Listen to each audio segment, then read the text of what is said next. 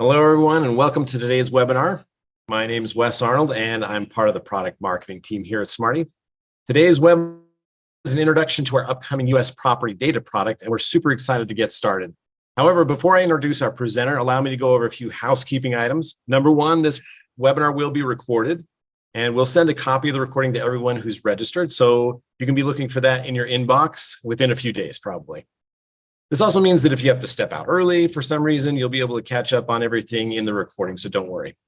Second, to interact with our presenter and the other audience members, feel free to use the chat and QA features in the Zoom webinar interface. We have our own Ryan Muir in the wings, and he'll be ready to take your questions. And of course, at the end, we'll bring up some of your questions to our presenter at the Q&A at the end. Speaking of our presenter, we have with us today, Brent Frankham. Hi, Brent. Hi, Wes. He's one of our product managers here at Smarty, and he's overseeing the U.S. property data product. And we're really excited to hear what he has to share with us. So without further ado, Brent, take it away. All right. Thank you, Wes. Appreciate it. Happy to be with you here today, and very excited to be able to announce a cool project that we've been working on called our Smarty U.S. property data that will be available through a new API called our Address Enrichment API. So we'll walk through that a little bit today in the webinar, and we'll talk about some what the property data is and some different use cases, and then how you'll be able to access that property data, and then how we are going to be using the Address Enrichment API in the future. Make sure the slide works here. So what is property data? It's a collection of information related to real estate assets, including residential and commercial properties. So it will encompass various attributes such as location details, ownership information, tax assessments, building features, and much more. So the property that we'll be looking at is like I said, basically around residential and commercial properties and the various attributes around those properties.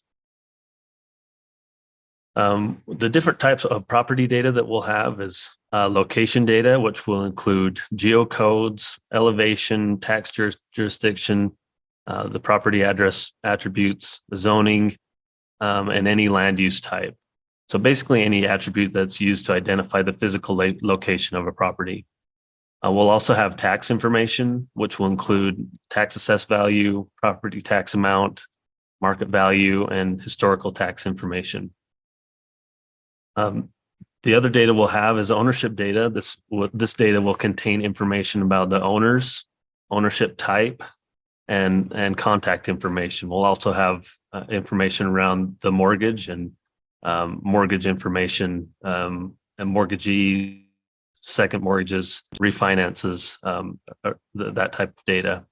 So we can also tell you if the property is owned by a company or individuals, and if the property is owner occupied. And we'll also have building data. This data provides information about the characteristics of the property structure, like square footage, roof type, the number of bedrooms and bathrooms, and the different amenities that they'll have in the structure.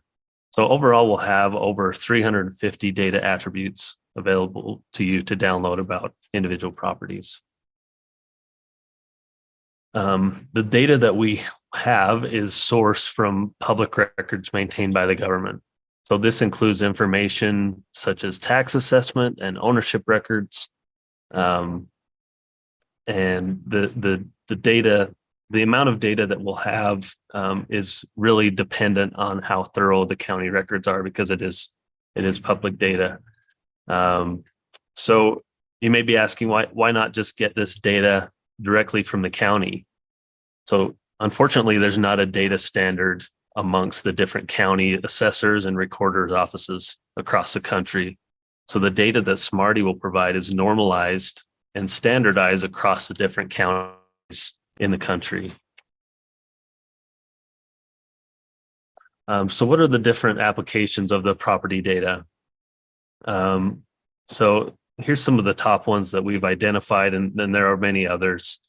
First one is insurance, underwriting and claims processing. Insurance companies can use this property data to assess property risk and for underwriting purposes, and we'll go in further detail into that use case. Also, real estate websites can use the property data to enhance property listings. Property management companies can benefit from the property data by automating the process of gathering property details for their portfolios. Financial analysts can use it for market research and investment analysis. Local governments can use it for urban planning, regulations, and infrastructure development. Marketers can to target market research and assess potential demand for new development areas. Real estate appraisers can gather property data for their appraisal reports. And then finally, analysts can use this data to feed into machine learning algorithms to produce predictive analytical models. So one of the industries that we know that use this data quite heavily is the insurance industry. So how can the U.S. property data help the insurance industry? So first is through risk assessment and underwriting. Insurance companies can use this property data attributes such as location, construction type, age of the property, and geocodes to find the proximity to natural hazards and to assess the risk associated with insuring a property. So this data can help underwriters make informed decisions about policy premiums and their coverage. When an insurance claim it can also help in claims management. So when that insurance claim is filed, property data can be used to validate that property information. They can also check for any previous claims and verify the property's characteristics. So this will ensure accurate claims processing and help detect potential fraudulent claims. It can also assist with disaster risk analysis. So insurance companies can use the geographic data, such as flood zones, earthquake risk areas, and wildfire-prone regions to analyze the potential impact of natural disasters on their insured properties. This information aids in disaster preparedness and risk mitigation strategies.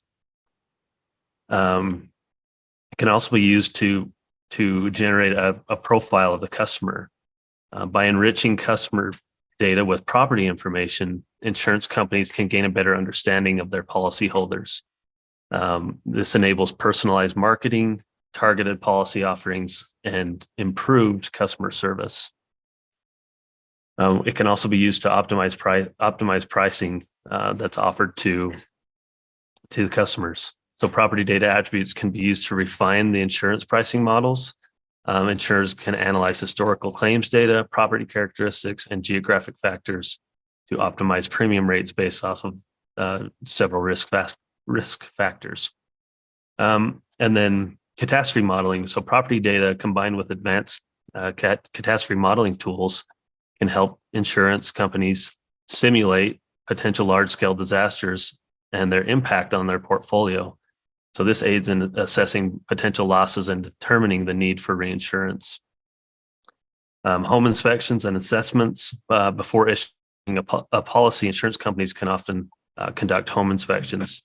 So the property data via our API can provide valuable data in advance, streamlining the process and ensuring accurate assessments. And then quoting and policy issuance.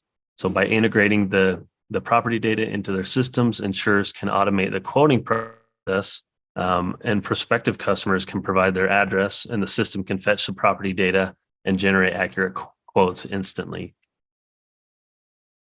Another use case is the real estate industry. So how can this U.S. property data help the real estate industry? So it can help with market analysis and property valuation. So real estate professionals can use this data to perform market analysis and assess property values. So data on recent sales, comparable properties, and market trends help determine the fair market value of a property, assisting sellers in setting the right listing price, and buyers in making informed purchase decisions. It can also help investors gain valuable insights into real estate properties. So they can analyze historical price trends, rental income potential, and neighborhood development to identify lucrative investment opportunities. and predict future returns on investment. It can also, just like in the insurance industry, it can help with marketing and sales. They can use the property data to create compelling marketing materials. So enriched property listings with detailed information, high quality images, or virtual tours can attract potential buyers and increase the chances of a successful sale. It can also assist with property development and urban planning, so that the property data helps developers make informed decisions about new developments. They can identify areas with high demand, evaluate the feasibility of projects, and align their developments to the need of the community. So also, so before finalizing a real estate transaction, property data is used for due diligence.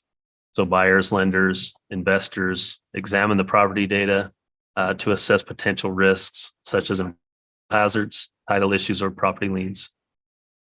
Property data can also aid in efficient property management. So managers can track property performance, analyze rental income, and monitor maintenance needs to ensure properties are well maintained and profitable. And then finally, real estate portals and sites use this data to provide accurate and up-to-date property listings to their users. Users can search for properties based on specific criteria, location, and price range, making the property search process more efficient. And the last use case is local government and urban planning. So the property data can help this in zoning and land use planning, including zoning codes, land use groups, and standardized land use information. This can help local governments create comprehensive zoning regulations and land use plans. It can also help with urban revitalization and renewal. Property attribute data helps identify blighted or underutilized areas that require revitalization efforts. So governments can use this data to target those renewal initiatives and rejuvenate neighborhoods. It can also help identify affordable housing and help them in planning those affordable housing initiatives. It can help and identify suitable locations for those housing developments, including affordable housing projects. And the data can be used to understand housing demands, demographics, and areas where affordable housing is needed most. It can also help in public policy decision-making regarding tax policies, property regulations, and urban growth management. It can also be used to help identify historic properties and cultural heritage sites that need to be maintained. So as I mentioned earlier, we have built a new API called our Address Enrichment API. So in order to query, so that's how you'll access this property data that I've been talking about. So in order to query the data from this new API, a customer will need to have access to our US geocoding license in order to retrieve a Smarty key. So our Smarty key is our unique identifier for each address in the United States. So this key, the Smarty key, will be used to call the Enrichment API to retrieve the property data. So you can see on this diagram that you will submit an address. So similar as you do today, if you are a current address validation customer, you'll submit the address with your geocoding license. Our US Street API will return the Smarty key. You can then retrieve that Smarty key, store it, and then send that Smarty key for a property data request to our Address Enrichment API. Once the Enrichment API verifies the Smarty key, it will return that property data to you, and I'll show you that here in just a minute. If you don't need the address validation with geocoding, you can also get the Smarty key from our master address list, which will also have the Smarty key for each property in the master address list that you purchase. And speeds for this API will be similar to our other APIs and will allow you to process millions of records per hour. So our API call format is similar to what we have before. There's a couple of key changes. So you'll call our US Enrichment API, and then you'll within that URL, you will insert the Smarty key and then the data set. And then the example below shows Smarty key 111111, and then the data set is property data. The reason for including the data set in that call is that we will be using this API, this address enrichment API, for many other data sets in the future. So we'll get to that in just a minute. So here's the format of the JSON response that will be returned when calling the API. So this is just a snippet of the data. Like I mentioned, we have several hundred property attributes. So you have the we'll return the Smarty key that you sent to us in the URL, and then the data set name that you're calling, and then we'll list the attributes in alphabetical order. So I have a quick video using Postman and hitting our demos or our dev site. So you can see I'm on start the video here. You can see I'm on our demo on our website using our demo. I'm typing in an address here. I get the address from California. I get the results. It's a verified address. And then I click on the show raw output link, and you can see there that I have the Smarty key. Because this is using a geocoding license, I have the Smarty key returned to me. I'm going to copy that address, and you'll obviously be doing this via API, not from our website, but I go into Postman, and then you can see I have the URL posted there in the get command in Postman that's hitting the dev API. And you can see that the Smarty key attribute is there in the URL after the lookup. So I'm going to paste the new Smarty key in there. I'm going to hit send, and it's going to request all of those data attributes. You can see that they're listed in alphabetical order, and all of the information that's available to you. So one thing to note with this API is that we will return only attributes that have values in them. So like we mentioned that we have over 350 attributes, but not every property is going to have all 350 attributes. So we'll trim the list based off of the results that we actually get. So it's a quick demo video, and hopefully you're able to see that a little bit. You can see some of the attributes and how we list them there. And we will, in the future, when we get ready to release, we will have a demo application on our website that you can go in and try it out for yourself and see what data is provided. So just a few details about the property information. It's number one, that's parcel centric. So what does that mean? That means that there can be the addresses related to a parcel can be one-to-one or one-to-many. So you can have, or excuse me, opposite way. So you can have several addresses per parcel. So secondary addresses, if you type in a unit number, we'll return a Smarty key, and then we've matched that Smarty key with a parcel ID. So we will return the details for that property owner rather than the unit owner. We will also have different subsets available to be queried. So if you don't want the full of property data that we have available, we have broken it down into structure attributes, financial attributes, and then location attributes. So that'll be within the first offering that we have. We have plans to modify that in the future, but for right now, this is what will be available. We will also have historical financial data starting at 5 years back. So you can query that financial subset and see the historical financial data on that property. If you subscribe to the full data set, you will have access to all three subsets as well. So the full data set will also include the last known financial transaction on that property. And then lastly, the data will be updated monthly and refreshed monthly. So I mentioned future data sets within the address enrichment API. So some of those future data sets that we're working on are census block code, climate data, flood risk data, distance from coast, wildfire risk, parcel boundaries, and many more.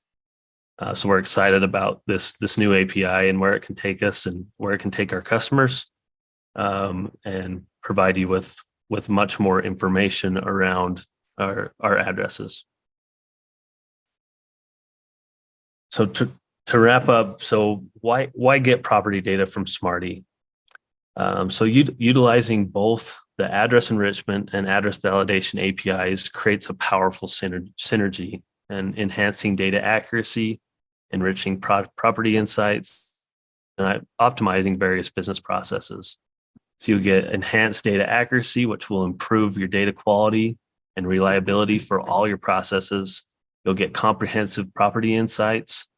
You'll get a holistic view, combining the correctly formatted addresses and the property data. You'll get a holistic view of properties for better decision-making. You'll get streamlined business processes that will result in efficient workflows and reduced operational bottlenecks. In the insurance world, you get informed risk assessment, the address validation API providing accurate location data for risk analysis and property-specific details for crucial risk assessment, which will result in a precise risk evaluation, leading to better understanding or better underwriting decisions. You'll also get data-driven marketing and insights. The address validation API ensures marketing campaigns target accurate addresses, and the comprehensive property and demographic data will result in targeted marketing strategies that are insightful and helpful. And then lastly is optimized location-based services. With these APIs, you can have enhanced location-based services with comprehensive insights. So we're excited about this new product that we have launching soon. We anticipate that it will be available later this quarter. Our pricing is currently being finalized and will be distributed to our sales team. So please contact them with any questions, and they'll have the answers for you. With that, happy to take any questions. Yeah, thank you, Brent. Yeah, go ahead. Feel free to fill out your questions on the Q&A box. So if you hover down at the bottom, for those who haven't used Zoom webinar before, you hover down at the bottom, it has a little section that's Q&A. Go ahead and type your questions in there. It looks like we've got a few coming in. Let's say this one says, can you ping the API each month to get the updated data, or does each call cost more? So it's on demand. So you can call it as often as you want. So there'll be a per lookup price. So it's not a CSV that you download, but it's a JSON response. So you can ping that API as often as you want, depending on your license size. Great. There's another one here. I think we kind of touched on this, but do I have to purchase all the property data types at once? Yeah, so you can purchase a comprehensive license, which will include all of the data attributes, and you can, with those data, with the full license, you can query the sub data sets. Okay, great. Let's see. This one says, for parcels including sub addresses like apartment units, will Smarty be returned for each child address? Yes, it will. Yep. Each secondary address or each sub address will have its own Smarty key. Okay. So, like I mentioned, they'll use that Smarty key we'll use that Smarty key to link to the parcel ID. Okay, great. Yeah, which is a huge benefit. Yeah, being able for to sure. identify those. Let's see. If I already have geocoding, can I access U.S. property data? Yes. Yeah, you can. So you'll obviously need a property data license, but you can use your current geocoding subscription to access it. Okay. And get the Smarty key. We already touched on this one to some degree. Is there additional data sets in the works? Yeah, we covered that a little bit. Yeah. Yeah, for sure. Yeah. So we want to have as many data sets as we can, data attributes around the property. Like I said, whether it's parcel boundaries or distance from coast, wildfire information, earthquake risk. So we'll have all of that data available through this API. Okay, great. Sounds good. I do have a couple of questions that are like a little bit more technical in nature. So Ken has asked a couple of questions. Ken, we're going to get in touch with you directly because those ones might need a little bit more explanation that we cover on the webinar. But okay, well, it looks like that might be it. So, but we do have, I think on the next slide, Brent, we've got a way for you guys to, anybody who's really interested in learning more about property, U.S. property data and wanting to see a little bit more and talk to somebody about the details. We've got this URL here that you can fill out, and that will give us the information we need to have an account executive reach out to you and cover your questions in detail. So anything additional on that, Brent? Nope. Okay. You covered it. Great. Sounds good. All right. Well, thank you everybody for joining us. We appreciate you joining us, and Brent, thank you for the information. All right. Thank you, Wes. Have a good day, everybody.